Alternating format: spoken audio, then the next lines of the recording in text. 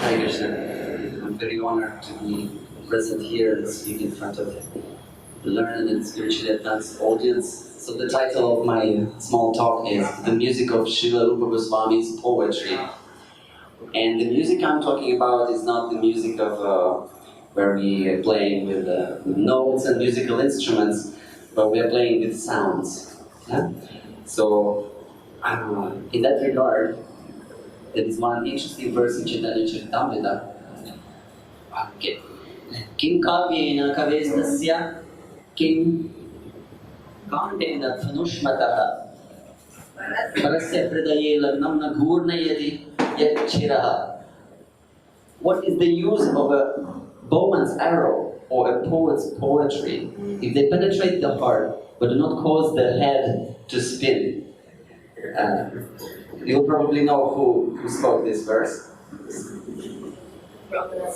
Yeah, Ramanandaras. It's when Mahaprabhu was glorifying Rūpa Gosvāmi's personality in front of all the Vaishnavas of Puri. And this verse was spoken by Ramanandaraya after him having heard Rūpa Gosvāmi's poetry, his many verses from Lalita Madhava, Vidagdha Madhava, and other verses. So later on he said, right after this verse, he went on glorifying, without your mercy such poetic, that he's talking to Mahaprabhu, Ramananda, without your mercy such poetic expressions would be impossible for an ordinary living being to write. My guess is that you have given him the power. Sri Chaitanya Mahaprabhu replied, I met Srila Rūpa Gosvāmi at Prayag. He attracted and satisfied me because of his qualities. And then Mahaprabhu spoke. Sri Chaitanya Mahaprabhu praised the metaphors and other literary ornaments of Srila Rūpa Gosvāmi's transcendental poetry. Now this is a very important phrase in my opinion. Without such poetic attributes, he said, there is no possibility of preaching transcendental mellows. It's pretty powerful and strong, yeah? We never thought about it. Now, he's particularly speaking about poetic ornaments, which is called alankaras in kavya or poetry. They're called alankaras, and Mahaprabhu specifically addressed alankaras, saying that without such poetic attributes, there's no possibility of preaching transcendental mellows. So why is it so? I had a thought, and I wanted to share it with you because what is the element, what is the general element of every rasa? It's ashcharya. It's the sense of wonder, sense of surprise, astonishment. Yeah? It is present in every rasa. And when we talk about poetry, poetry also has to have that element of ashcharya, of making person, of surprising the reader, astonishing the reader, the hearer, yeah, or the viewer, because poetry can be two kinds of poetry. There is drishya kavya and there is shravya kavya. So Rūpa Gosvāmi did both. Drishya kavya is the poetry that you view with your eyes, which is dramas. Yeah, Dana Keli Kaumudi, Vidagdha Madhava, Lalita Madhava. And Shravya Kavya is the poetry that you relish with your ears. So the poetry as a genre of expression, of artistic expression, requires to astonish the listener or the viewer. Just as rasa also has that inherent, intrinsic quality in it, the quality of ashcharya. So therefore, in order to, of course, we cannot fully transmit rasa. It has to be experienced. But with the medium of literature, the poet, the devotional poet, Vaishnava poet, can somewhat bring the listener, recreate some sense of wonder and sense of astonishment that the act is actually happening in what he is describing. Yeah? So in other words, we describe something wonderful using something wonderful. Yeah? We cannot describe something wonderful by some dull means, yeah, by some trivial words. We also need to choose some exquisite, beautiful, astonishing words. Yeah. So in this way, this was my understanding of why is that so important and we have seen how our acharyas have specifically chosen this difficult means of writing, which is kavya. It's the you have to have mastery over the language, total. You have to be able to juggle with words, with syllables, yeah, in order to astonish the reader. And of course, we have the transcendental subject matter also, which is in itself astonishing. So in that way, poetry, it very much supports the transmission of rasa to people. Yeah, and so Rūpa Gosvāmi's poetry, it's an amazing thing. His genius, the unique personality, and it's very hard actually to describe the scope of his genius, of his literary expression. So I have decided to just take a drop of it, a small drop of it, and just have some samples for you today to experience as well. So in the poetry we have two types of alankaras, two general types. One is called artha alankara, which is the ornaments of meaning. Yeah? When you read the verse, the author does something with meanings of words. He creates contradictions. He creates various similes, metaphors. This looks like that, and that looks like this. And then there's some contradictions also created. So all these numerous subdivisions of that. But there is another type of alankara which is called Shabda-alankaras, or the ornaments of sound. And this is a bit easier on everyone, especially in this Kali Yuga. Because it can be appreciated even if you don't know the meaning. Yeah? It can spin your head, as we read in that verse, yeah? And enter your heart, of course, because it's all about Krishna and Radha. Even if you don't fully understand all the intricacies of Sanskrit grammar and meanings of words. Yeah, so Shabda-alankaras, and this pertains to the sounds. Yeah. So let's have a few samples today. So okay, we will not have time because the meaning is most important. But okay, the subject of the talk is Shabda-alankaras. So let's just open our ears and feel the music of the sounds that Rūpa Gosvāmī is weaving. Yeah. So the Shabda-alankara, which is presented in this particular verse from Vrindavan, is repetition of certain syllables of words. Yeah? So let's see how it sounds. Udyad vidyud dyuti parichita pata sarpat sarpas puradur bhujatata swastha swastha tridasha yuvati nota raksha daksha priya suhridanu srida mugdha snigdha vrajajana krida sukha navya shravya svaravilasita mukha. So you can hear very beautiful repetition of udyad vidyud dyuti 3 times, dyud. Then the next sarpat sarpat. Sarpa, sarpa. And every time is a different word. Sarpat means slithering, yeah? And then sarpa means a snake. So he's not redundant. Raksha, daksha. Okay, daksha, expert. Raksha, protecting. Yeah? Mugdha, snigdha. Gdha, gdha. Yeah? Navya, shravya. Avya. Yeah? So very beautiful. Then another one, it's continuous. Hasta, nyasta, sputa sarasi javara, sarjat, garjat, kala vrishamadahara, yuddha, krudha, pratibhata, layakara, varna, svarna, pratimatilakadhara, rushya, tushya, yuvati shukrita rasa, bhakta, vyakta, pranayamana sivasa. He's praying, please reside in the mind, in the loving mind, in the mind of a devotee. And in that mind, the love is vyakta, is that manifested. Yeah, it's a very beautiful meaning. So this is one of the ornaments that Rūpa Gosvāmī uses very often. And another type of anuprasa is here. The speciality is here is that he repeats the word, the first line. Tvam jaya keshava keshava lastuta. So which syllables were repeated? Keshava. But the ornament is where it's okay to repeat it, but here the second Keshava is not Keshava, it's Kesha Valastuta. So he splits Keshava and gives the syllable Va to another word. But still he has Keshava if you just listen.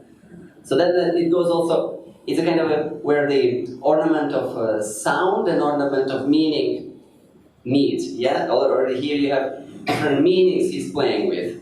But it's still a sound ornament. Tvam jaya keshava keshava valastuta virya vilakshana lakshana bodhita kelishu nagara nagaranodhara naranodhata gokula nandana nandana tivrata sandra mudarpaka darpaka mohana hesu shamanava manavati gana mana nirasaka rasakala shrita. Do you see how he, second time when he repeats the same word, he breaks and gives the syllable to another word? It's a very, very beautiful.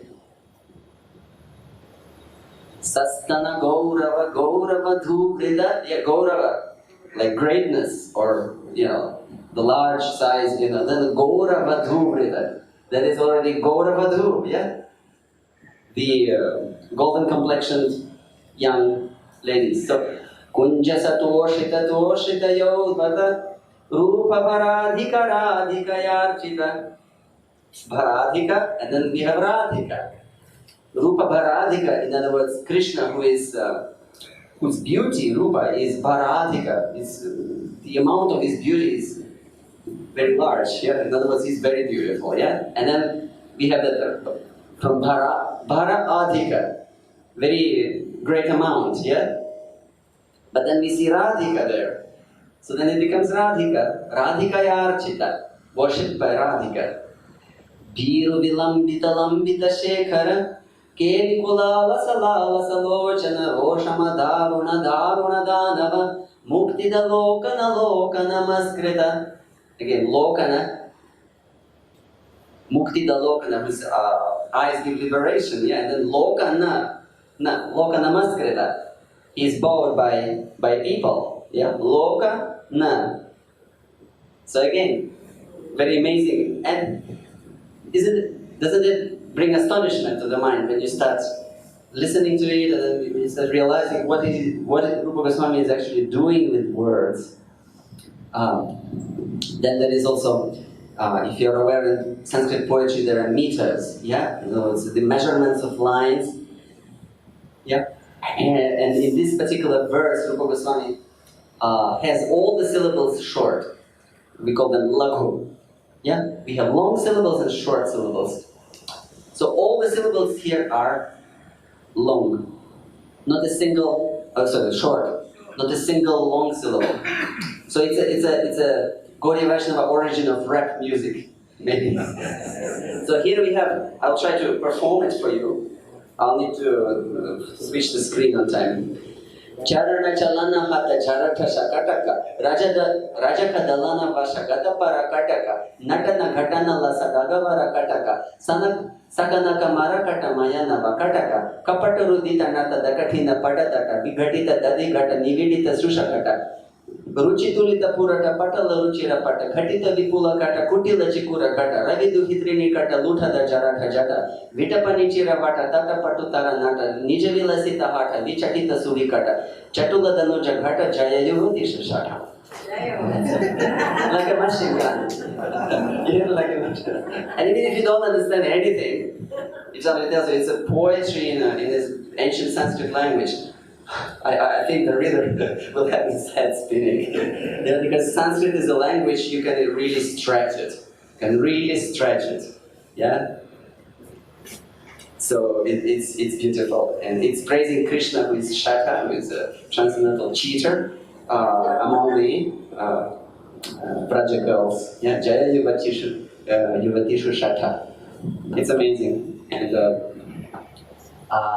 then in Sanskrit we have, of course, Sanskrit alphabet, which is famous for its structure, and we have vargas, yeah? Ka, kha, ga, kha, nga. That's the ka varga, the guttural sounds. Yeah, so then we have cha, cha, cha, cha, nya, the palatal sounds. So there are 5 vargas, 5 groups of different sounds. So Rūpa Gosvāmī has composed in the same Govinda Virudavali several stanzas, using in each stanza syllables from a particular varga. So here he uses a lot of syllables from the ka varga, the guttural, ka, ga, and ng. So if you listen to it, it creates a special vibration. Jaya gata shanka pranaya vitanka priyajana banka smita jita shanka sphutatara shringa dhvani dhrita ranga kshananata danga pranayikuranga vrajakrita sanga shruti tataringan madhurasa pinga grathita labanga svanatana bhanga vranita bhujanga. And it goes on and on and on. And this is just a sample. And that is also Chavarga, which is Cha and Ja. Jaya kacha sancha, duti samudanchan, madhurima pancha, stavakita pincha, spurita virincha, stuti girikunja, vraja parigunjan, madhukara punja, druta mradu sinja, vishadahi ganja, Vratati Shukhanjan, Navarasa Manjan, Maravati Pinja, Pravalita Munja. Jaya Jaya, okay. Now we go on to the next varga, which is cerebral. It's mostly in Indian languages you have it, you don't have it in the Western languages much. These are the sounds pronounced from the heart palate. Jaya Jaya Danda, Priya Kachakhanda, Grathita Shikhanda, Vraja Shashikhanda. Purana Sapinda, Smita Vrita Ganda, Pranaya Karanda, Vijapata Tunda, Smarara Sakunda, Kshatapani Munda, Prakata Pichanda, Sthita Jagadanda, Kvanadano Ghanta, Sputarana Ghanta. And on and on and on. And he's playing with the sound. You could really, he's master of the language. Here we have another verse where he is playing with l sound, yeah. Vrajapritu palli, parisara valli, vanabhuvitalli, ganabriti malli, manasi jaballi, jidashiva malli, kudamatalli, jushirada jilli, parishadi halli, sakasuka jalli, radapari krita chalachilli, jitarati malli, Madabharasalli, Latilaka Kalya, Danushada Tulya, Havarasa Kulya, Chatulita Kalya, Pramathana Kalyana, Charita Dhira. Okay? It's too much. Yeah. Just imagine, in the former ages, you don't have dictionaries, okay? And nowadays, you open Sanskrit dictionary app or software and you type the ending, lala, e, and then you get a list of words that end on that. In Rūpa Gosvāmi's age, it was all here, yeah? Imagine the mastery of the language he had, the vocabulary he was, he had at his disposal, and it was all on his fingertips, yeah? It's simply astonishing. Plus, on the top of it, you need to observe the dynamics of Sanskrit meter, where to place the short syllable and the long syllable. And on the top of it, you have to put something meaningful into it. So this is something truly, only genius can do that. Okay, so anyhow, yeah. Well, here is another interesting verse, where all the words starts with the sound ka. Yeah? Karne kalpita karnika kalikaya kamayita kantibhi kantanam kila kinchitam kisalaya kilalati kirtibhi kurvan kundanakani kesaritaya kaishoraman kotisha kopi kaupura kansa kashta kritika Krishna kriyat kangshitam. Okay? No need of other language. I can glorify Krishna just with ka. No problem. So Krishna kriyat kangshitam. May Krishna fulfill your desires. And Krishna is described in all these. Kalpita karnika, he has karnika flower. in his ear, and so on. And it's just another one with ma. Madhuresha madhuri maya madhava murali matallika mugdha mama madana mohana muda mardaya manaso maha moham. Just with ma. Mardaya manaso maha moham. You crush the great ignorance in my mind or heart. Yeah. Madana mohana. You're Madana mohana. Yeah. With joy. And do it with joy. Muda. Okay. So here is another. In Stavamala, there are a few verses that Rupa Gosvāmī is using just two sounds, two consonants in particular, to glorify Krishna. So here he is using only ra and sa. The visarga is not counted because it's not consonant in Sanskrit language. And anusvara here, riransu. This is not a consonant as well, it's a nasal sound. So there are actually, strictly speaking, only two consonants, ra and sa. So let's hear first the music, and then delve into the meaning. Rasa sara susaror asurari sasara saha samsara sirasorase surirang susasara saha. That's all. Now you can see how he actually connects the words here with sandhis, and it's just amazing. Filled with transcendental amorous desire, which is suriransu. Yeah? It's actually a complicated grammatical form, so it's a desiderative form. So Rupa Gosvāmī has to really stretch the language and use all types of grammatical tools in order to stick to these two sounds, ra and sa. Yeah? Not the sun who showers nectar, rasa asara, susara uhu, whose thighs are strong, who is the demon's enemy, asurari, and who is the sword that cuts down the cycle of repeated birth, samsara asya. Samsara asya. Yeah? Entered the rasa dance holding a lotus flowers. Sasarasa, rasa. Sasara went to the rasa dance holding a lotus. Beautiful. Then the next one, he wants cha and ra only. Cha and ra. Chachoro chiruchora ruchiroram charachare chora charo chirachiram ruchachara chuchura. Acting like a thief, Chora. Nanda's broad-chested son, Uchora, Ucha Uraha. His chest was high, in other words, broad. The most handsome person in the world, Ruchira, quickly stole the gopis' garments. With it, Chiram, Achira, quickly, and stole, Achuchurat, his effulgence made him very attractive, and the sandal paste anointing his limbs enhanced his beauty.